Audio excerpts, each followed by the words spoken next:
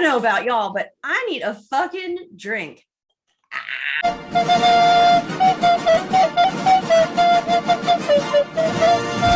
Hi, welcome to Drinking with Dory. It's me, Dory.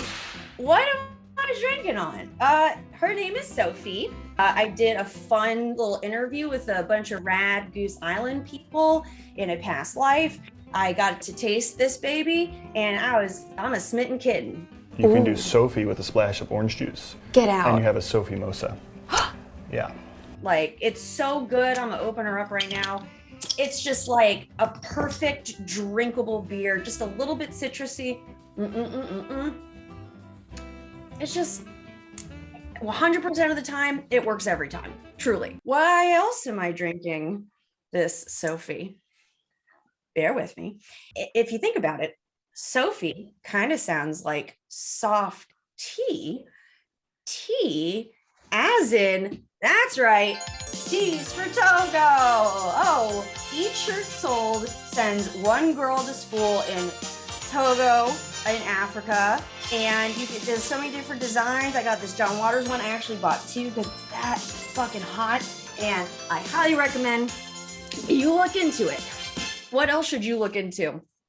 My guess, but you don't have to look too hard because they're all here. You've seen him acting in Netflix, HBO, and oh so much more. It's Ian Poake.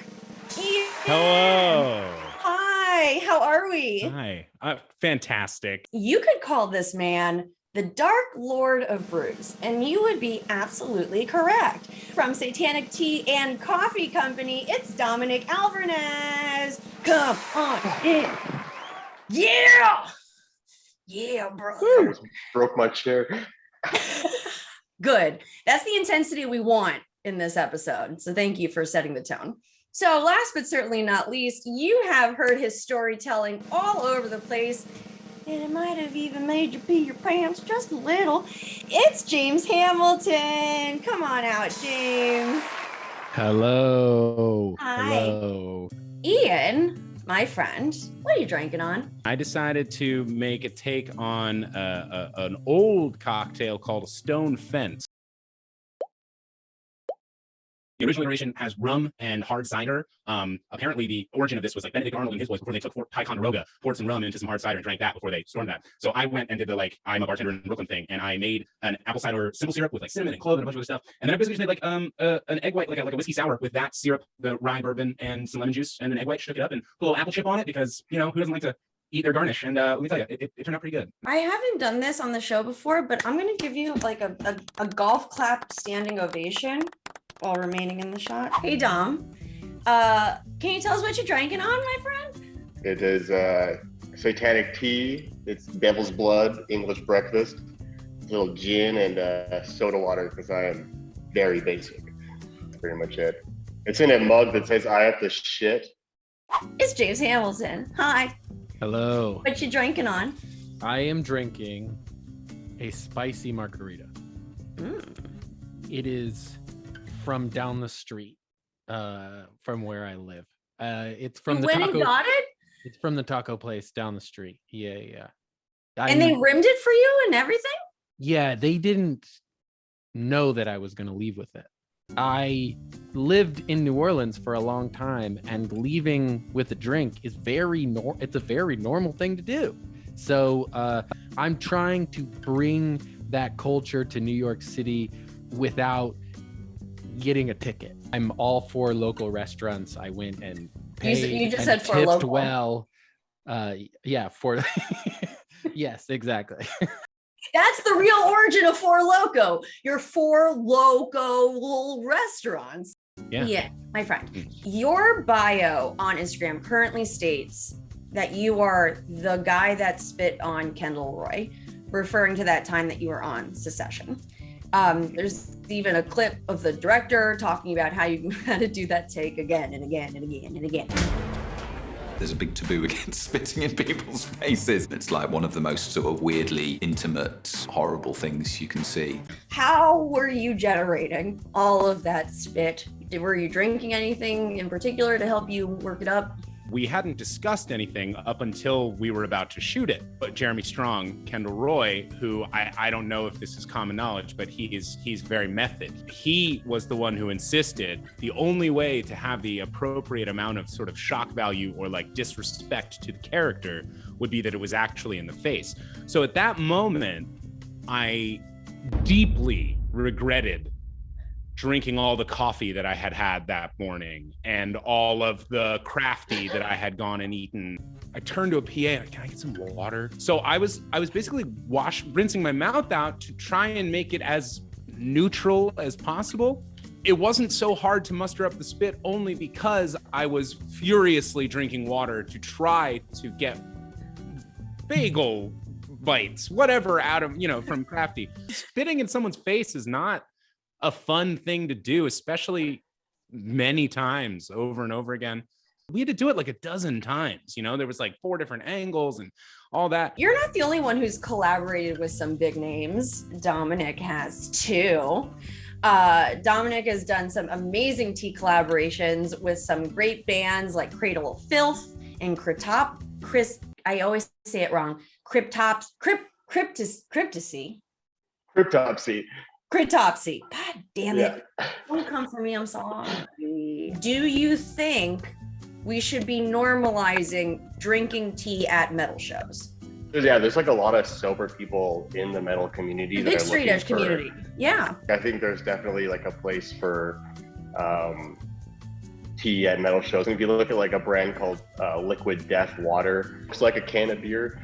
I'm not like sponsored or anything, just pumping them right now, but like they just goes to show you that there is like a desire for other alternative drinks other than like beer and stuff. Well, why not like sponsor a tour or something? Like be the official sponsor for like a band's tour, and that way you're like at every show. You know what I mean? I'm just now your marketing manager, right? James Hamilton. You have done lots of work for Vice News, right? And as we all know, the news of the world can be sobering. Yes. Yeah. But do you think the news would be more palatable if newscasters were just always a little bit tipsy, a la Ron Burgundy? Without a doubt. I mean, I think journalists and writers and, people who work on kind of field crews drink quite a bit in a way that is like definitely coping with the type of information that they have to deal with every single day. Yeah. But if that could just be something that they could just do before they went on air, like that, I feel like that would address a lot of issues. I didn't say like blackout drunk, just like a little, just to take the edge off, Without a doubt. Yeah. I mean, nobody wants to watch, Anderson Cooper get blackout. I said it and I was like, no, we would all watch that. No, and I think we kind of do at New Year's Eve. We do every New Year's Eve, actually. Yeah. It's more Andy Cohen, but Anderson Cooper is a very willing accomplice. They were lit up this past New Year's. For the people in Canada, they did not see it. They did not get NBC. For Dom and the Canadians watching, Ian and James, if Ian, you are Anderson Cooper, James, you are Andy Cohen, can we get like a little taste of the dynamic that was going on between these men on New Year's Eve? What a night we've had here in Times Square. It has been a time. What a time. You're absolutely right, Andy. And we do need to be careful about, if we shortened your name, it would be so much like my name. It would. You're right. We could both be Andy Co. The first 2 letters. Oh my God. I felt like I was there. You need to spend maybe a New Year's Eve in the States just so you can like witness it for yourself, or I don't know, BitTorrent NBC. Do you think people are BitTorrenting that broadcast? I don't know what BitTorrenting is. You don't know what BitTorrenting is? It's a pirate. It's pirate. It's pirate shit. Oh. Internet. Not aye, Captain. Ahoy. What do pirates say? Like LOL. L8R. L8R. JK, smiley face. Ian, Okay. you Oh, I'm so scared. What do I do with my hands? you are not the first person to say that they're scared on this show. Am I that scary? I was totally kidding. Oh. I am so bored. I'm just Please, Dory, what? I really am so proud of the fact that you can be seen in the movie An American Pickle, where you not only have like a bit character role, but you are straight up Seth Rogen's body double. I needed someone who looked like Seth, someone who could understand and imitate his physicality. So I'm doing all of the emoting, so Seth has someone to act off of. 25 songs. It's like normal for this time. I could ask you about pickles, but I don't like pickles, so I don't want to. Instead, I want to know if you were preserved in pickle brine for 100 years, starting today, what do you think people would be drinking in America when you woke up? There would be some sort of like prepackaged, fully manufactured, like Anheuser-Busch espresso martini beverage that you could just get at 7-Eleven. Like all beverages will somehow merge together. There's just going to be like a ton of merging. Like a suicide at the, when you go, you can like get all of the sodas. Are you familiar with this term? Wait, Dominic, have you heard when you go to the soda fountain, is that a thing? We call it swamp water here in Canada. That it sounds really Canadian. That's awesome. Swamp water, better than suicide. Yeah, that's America and Canada. That is in a nutshell right there. James, hi. You are very passionate about Bagel Saturdays. This is a thing you do where you ritualistically eat some kind of bagel meal every Saturday morning. It's like Shabbos for Goyim. Yeah. The Bagel Saturday is my Sabbath. That's your Sabbath. So do you tend to drink like the same drinks every Bagel Saturday, or do you switch it up? No, so I'll just have coffee every week. Good coffee from the coffee shop up the street. I go one direction for my spicy margaritas. I go the other for my coffee. I've never had, and this is perhaps a thing for a special edition of this show, I've never had alcohol on Bagel Saturday. Okay, So, that's exclusive. You heard it here first. No alcohol Bagel Saturdays. Dominic, you don't just brew Satanic Tea, you also brew Satanic Coffee. But when it comes to Satan, do you think he's more of an iced latte man or like a espresso shot kind of dude? And as I'm hearing this, why are we gendering Satan still? Why am I gendering? Is he not? What is he these days? In this instant right now, I am Satan, and I identify as he, him. So Okay. It's fine. Amazing. Thank you. It depends on the time of year, because it was -20 today in Calgary. So I would probably go with the espresso shots. But that's not to say that in the summertime, I said earlier that I'm a very basic man, and I love a nice iced espresso latte. There's no shame. But it's got to be with oat milk. Yeah. In the summertime, Satan goes full tilt, like basic biddy, crop tops, sunless tanner, etc. If you've seen our Instagram, I am 100% on the crop top chain. Let's wrap this shit up, shall we? What are we cheersing to / plugging? Let's start with Ian. There's a little short film I did called Jolie about the closing of a beloved restaurant on Smith Street. It's based on a true story.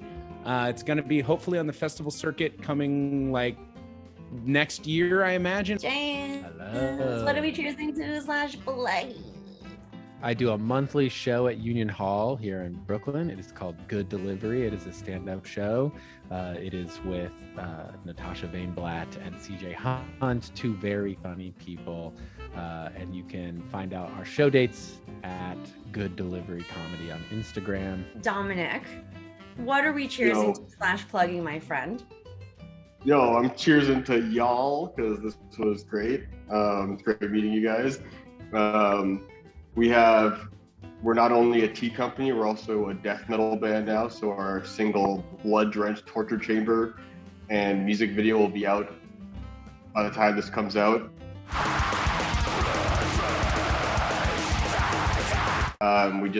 We're releasing a new tea with the band Kitty, which is a Wait, I love Kitty.